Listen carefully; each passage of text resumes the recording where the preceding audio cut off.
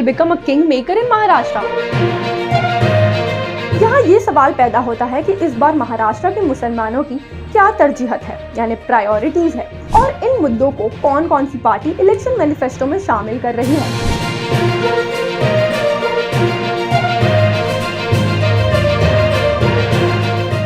Welcome back to Muslim Siyasat. AIMIM will become a kingmaker in Maharashtra. Okay, but how?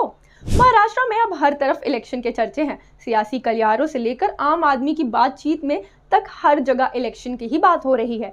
आखिर क्यों ना हो, अब महाराष्ट्र में इलेक्शन के लिए चंद ही दिन बचे हुए हैं। महाराष्ट्र में हर तरफ सियासी माहौल गर्म है। ऐसे में महाराष्ट्र में मुख्तलिफ पार्टीज पूरे जोरों शोरों से इस बार इलेक्शन में हिस्सा ले रही है। साल 2019 के महाराष्ट्र असेंबली पोल्स में कांग्रेस और यूनिफाइड शिवसेना ने महाविकास आघाड़ी कोalition के तहत 288 सीट्स में से 154 सीट्स जीती थी। लेकिन इस बार शिवसेना, यूबीटी, शरद पवार की एनसीपी और कांग्रेस मिलकर बीजेपी लेड महायुति अलायंस का सामना कर रहे हैं। अब महाराष्ट्र में इलेक्शन 20 नवंबर को होंगे, जबकि वोट्स की काउंटिंग 23 नवंबर को होगी। यहाँ ये सवाल पैदा होता है कि इस बार महाराष्ट्र के मुसलमानों की क्या तरजीहत है, यानी प्रायोरिटीज है, और इन मुद्दों को कौन कौन सी पार्टी इलेक्शन मैनिफेस्टो में शामिल कर रही है।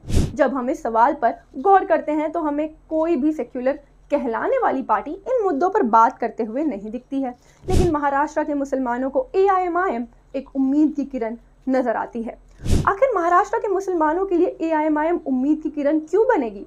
वो इसलिए क्योंकि महाराष्ट्र में रोलिंग कोalition यानी कि महाविकास आघाड़ी ने अब तक मुसलमानों के लिए कोई खास काम नहीं किया है, जबकि महाराष्ट्र में MIM ने मुसलमानों के कई सारे इश्यूज पर आवाज उठाई है। इसलिए महाराष्ट्र में MIM इस बार किंग मेकर की पोजीशन पर है। इस बार AIMIM ने महाराष्ट्र में 20 से लेकर 50 तक अपने उम्मीदवारों को मैदान में उतारने का ऐलान कर सकती है। अगर महाराष्ट्र में AIMIM के सिर्फ 20 उम्मीदवार भी जीत जाते हैं तो AIMIM की पोजीशन बहुत मजबूत होगी और AIMIM किंग मेकर की शक्ल में उभर कर सामने आने की उम्मीद जाहिर की जा रही है। महाराष्ट्र में बहुत से मुस्लिम पॉलिटिकल एनालिस्ट का भी यही मानना है कि इस बार महाराष्ट्र में AIMIM बहुत मजबूत होगी और इसे किंग मेकर का दर्जा हासिल होगा। AIMIM को अगर महाराष्ट्र इलेक्शन 2024 में किंग मेकर के तौर पर देखा जाए तो इसमें कुछ खास वजह है। AIMIM का अर्बन एरियाज में वोट शेयर बढ़ रहा है, खास तौर पर मुंबई, औरंगाबाद, मालेगांव और धुले वगैरह में इस बार AIMIM का जबरदस्त कामयाबी हासिल करेगी।